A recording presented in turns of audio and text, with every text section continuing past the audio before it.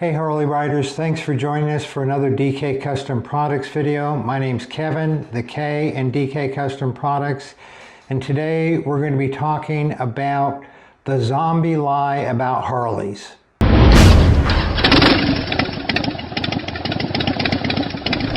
The reason I decided to call this video the zombie lie about Harleys, and we'll see if it makes the cut or not, is because of a video that we did about 2 or 3 years ago called The Lie That Will Not Die. And it is, well, let's just play a little section of that video for you right here. Welcome to the DK Custom Products channel. My name's Kevin, this is Dwayne. And today we're going to talk about the lie that just will not die. So if you've not seen that video, we'll put a link to it up in the corner, and we'll also put it down in the description below. But the reason that we made that video back then is because there's just so many people who just refuse to believe the truth. On one hand, they'll say Harley knows what they're doing, but on the other hand, they just ignore what Harley puts in the manual. And let's just dive right into it. Harley puts in the manual that normal operating temperature for oil is 230 degrees. That's the normal operating temperature for oil. If 230 degrees is the normal operating temperature for oil, 300 degrees cannot also be the normal operating temperature for oil. 300 degrees is 70 degrees hotter than 230 degrees. Harley doesn't say the normal operating temperature range is 190 to 240 or 250. They say the normal operating temperature is 230. And we've discovered that even before we found that in the manual. We discovered that over years and years of testing is when you get a Harley cool down to the optimum operating temperature where it's producing the most power, getting the best miles per gallon, that oil temperature is going to be 230 degrees. And then the engine temperature, depending on if it's a Sportster, a Twin Cam, an M8, is going to be somewhat close to that 230 degrees. And we have a whole video on that we'll put up in the corner on what the optimum engine temperature, not oil temperature, engine temperature is for Harleys. We'll also put a link to that video down in the description below. But the optimum operating temperature is 230 degrees. Here's what's just astounding, flabbergasting, is that people go, well, my oil will withstand 300 degrees, or AMSOIL has published reports saying that their oil is still lubricating just fine at 400 degrees. Nobody's arguing that. That's a whole different subject for a whole different video on whether the viscosity improvers, formerly called viscosity modifiers, can actually hold up to that kind of heat, but it's irrelevant. The operating temperature for a Harley for the oil is 230, and we see that Harley pulls timing in an effort to cool the bike down when it hits 270 degrees, because 270 is too hot. So it does not matter if the oil that you put in will handle 350 degrees. The engine can't handle that. The engine is mostly aluminum, and the engine just won't handle that kind of heat. That's why Harley says what the normal operating temperature is. That's why Harley pulls timing and reduces power in an effort to cool it down when the engine temperature, the metal at the heat sensor in the front or rear cylinder hits 270 degrees, and they start pulling timing to cool it down. It doesn't matter what your oil can handle. It matters what is the optimum operating temperature for your Harley. And it's not 300, it's not 350. So we got a comment the other day on this video called, on the video that is called The Lie That Just Won't Die. We got a comment from somebody, and I'm going to read you how rumors get started, how people say this, and then someone repeats it, and then someone repeats that person, and then you have all kinds of misinformation and just absolute ridiculous statements being made on the forums and in YouTube comments. So let's read this guy's comment here. I had Corvettes for years. The only oil they recommended is Mobil 1. I use Mobil 1 car oil in my bike, 1550. It can take the higher heat without a doubt. Corvette engines get a lot hotter than a Harley engine. Hope this helps. Stay safe, wind, brothers, sisters. I don't know what, maybe stay safe in the wind, brothers and sisters. Okay, so number one, he's running 1550 oil in his bike. Number two, he's talking about how it can take a higher heat. And number three, he's saying how Corvettes run hotter than Harleys. So obviously 1550 is not the oil to use. Harley's very specific. We'll put up on the screen right here. Harley's very specific about what oil to use. See from this chart, it says recommended engine oils. Viscosity, HD rating, lowest ambient temperatures. So if you're going to be riding in temperatures that are 40 degrees Fahrenheit or lower, you should use a 1040 oil. If you're going to be riding in temperatures that are above 40 degrees but below 60 degrees, you should use 2050 oil. If you're going to be riding in temperatures above 60 degrees Fahrenheit but below 80 degrees Fahrenheit, you should run straight 50 weight oil. If you're going to be riding in temperatures that are above 80 degrees, you should be running straight 60 weight oil. That's the recommendation.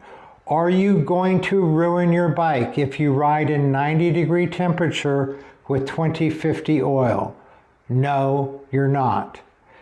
Is your bike going to run better, quieter, if you run straight 60 weight oil when it's 90 degrees out? Yes, it is. So Harley's very specific about what oil to use, what viscosity oil to use. And just to give you an example from my own situation, in the summer here, I'm never riding in less than 60 degree temperature. But it might be summertime and I might be going out and I might be riding Beartooth Pass one day, and I might be riding a week later in Death Valley or in the deserts of Idaho or Arizona. And so I'm not going to run straight 60 weight oil when I'm up on Beartooth Pass at 10, 11,000 foot elevation and it might be snowing. Even in July or August, it can snow up there. So I will run 2050 weight oil to take care of the cold weather I'm going to ride in, but I'm also going to be okay in the hot weather. It's not ideal, but it's not going to cause any damage. So back to this guy's comment about that he's running 1550. It can take a higher heat without a doubt. I don't know what basis he has for that. I wrote him back and asked him for a basis, any data to back up what he was saying, and I've not gotten a response from him. Then he says, Corvette engines get a lot hotter than a Harley engine. Well, that got me to thinking. So I went and I did about an hour's research on this. I went on Corvette forums. I went to the Chevy website. I even called a guy who I know has had a lot of Corvettes. And guess what? Corvettes do not run hotter than a Harley. Corvettes don't run any different than all other automobile engines out there. They don't run any different than my wife's Super Duty Power Stroke diesel. They don't want that oil going over 230 degrees, right? You can go to any form, any manual, Corvette manual, and it will say that when the temperature hits 225 degrees Fahrenheit, it's going to kick on the primary fan. Why does it kick on the primary fan at 225 degrees? Because they don't want it to get any hotter. And when does that primary fan get shut off? It gets shut off at 217 degrees Fahrenheit. Now let's say you're running your Corvette really hard, maybe you're at the track, maybe you're just racing, whatever. The secondary fan, so the primary fan's already kicked on at 225 degrees, and let's say that the temperature keeps rising. When does the secondary fan kick on? At 232 degrees. When does the secondary fan kick off? At 225 degrees. They don't want it getting hotter than 230 degrees. Or in this case, you could interpret it to be 232. Oh, that's too hot. Let's turn the second fan on. The same thing when I'm using the wife's truck to pull a trailer and we're going up hills. If you're familiar with the Super Duty diesels, they have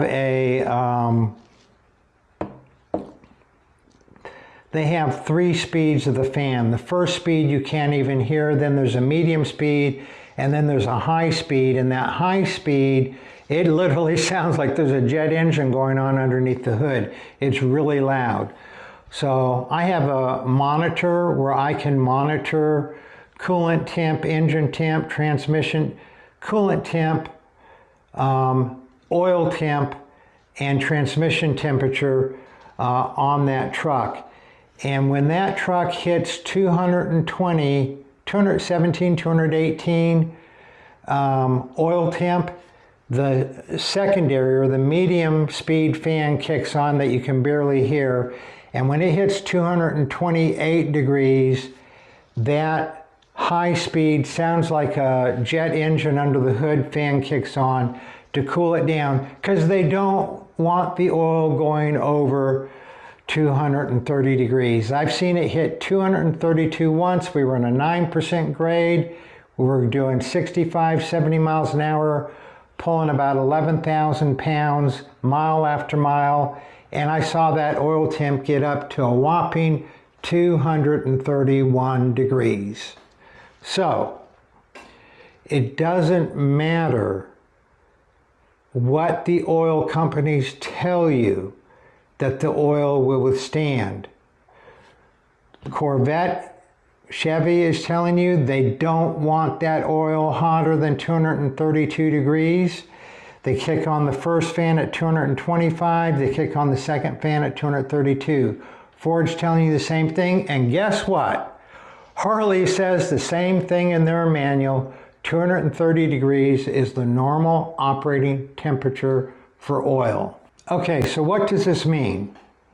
It means you're either going to be intellectually honest and you're going to do your research. You're going to see if what I've said in this video is true. You're going to go look in your manual, see if it really does say 230.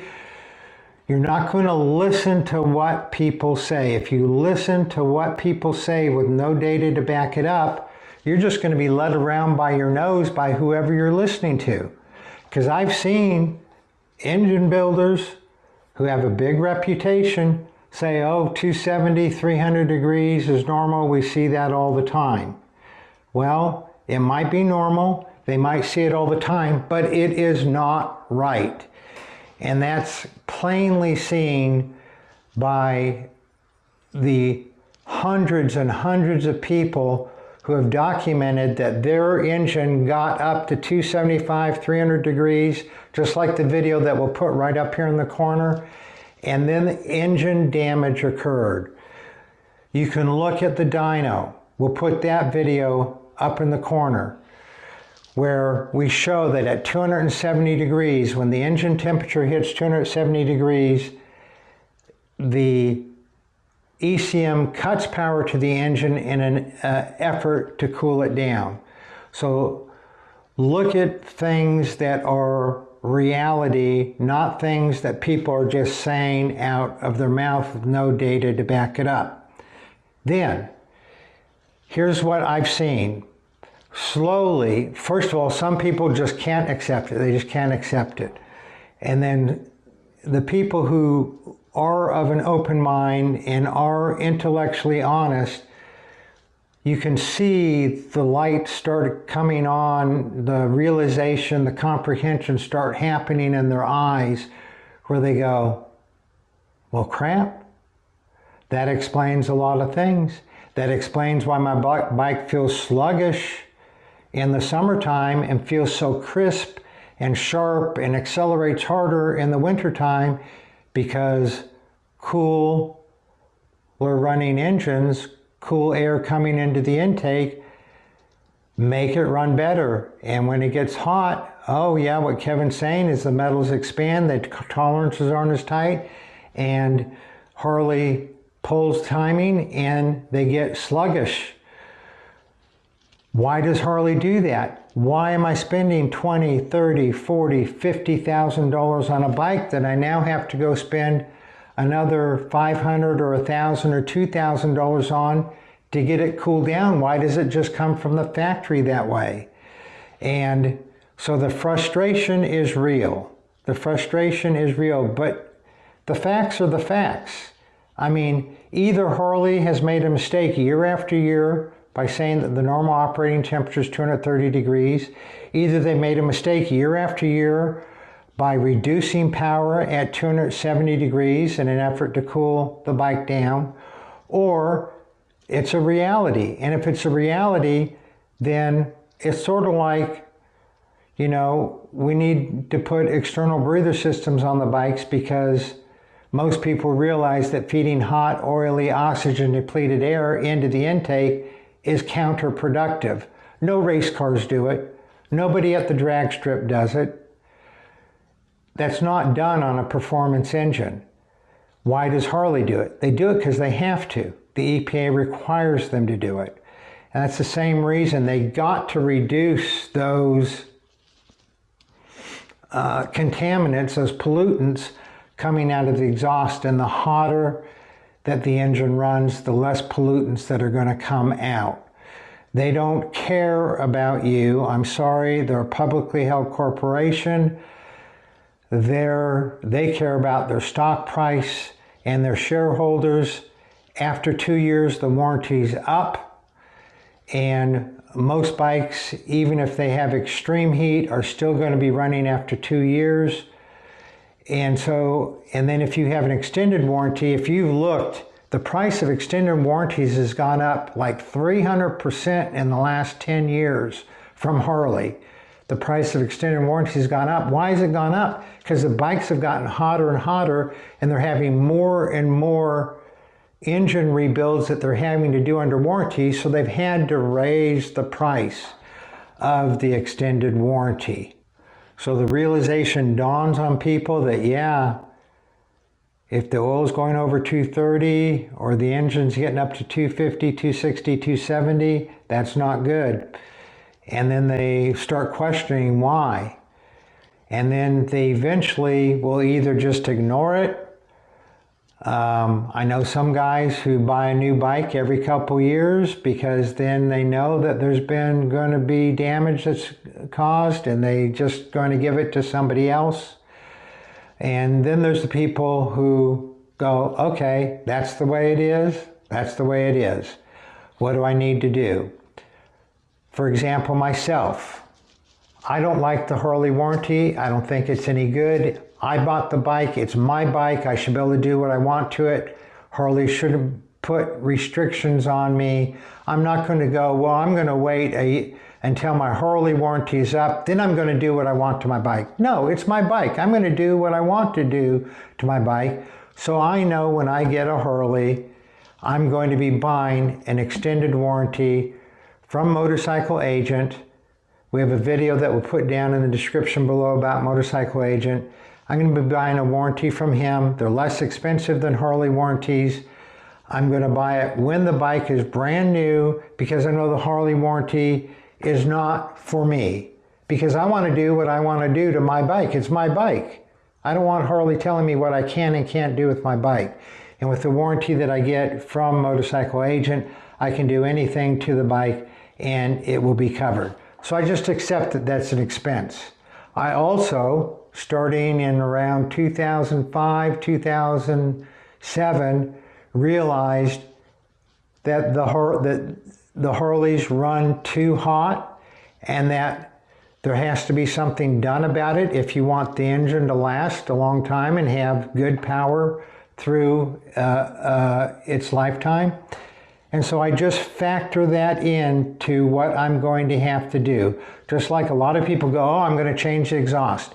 People have it factored in. Oh, I want my bike to sound like a Harley. I know it doesn't sound like a Harley when I bought it new.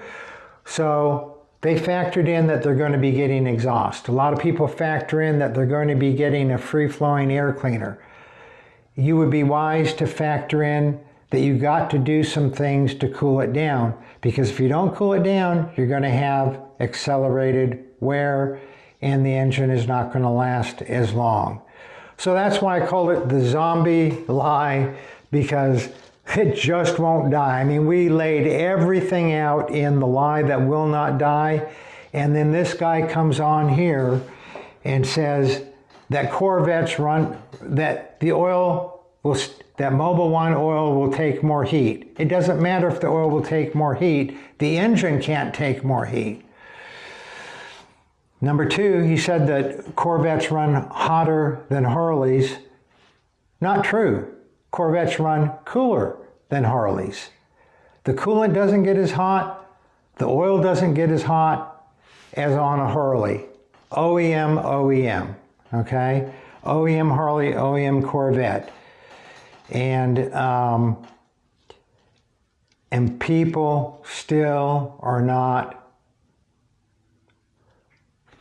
it's just too hard to register that they are spending $30,000, $40,000, $50,000 on a bike that is slowly self-destructing. Now, every engine wears out, but you have normal wear and you have accelerated wear. When it gets too hot, it's experiencing accelerated wear. So hopefully this video will help a few more people realize that their Harleys really do need to be cooled down. If you like the video, give it a thumbs up. If you've cooled down your Harley, drop a comment down below and let us know what you did to cool it down and how cool you got that oil and that heat sensor that is embedded in the cylinder head. Share this video with your friends. If you have friends who you've tried to say something to and they don't want to hear you, share this video with your friends. We appreciate you watching. You all ride safe out there.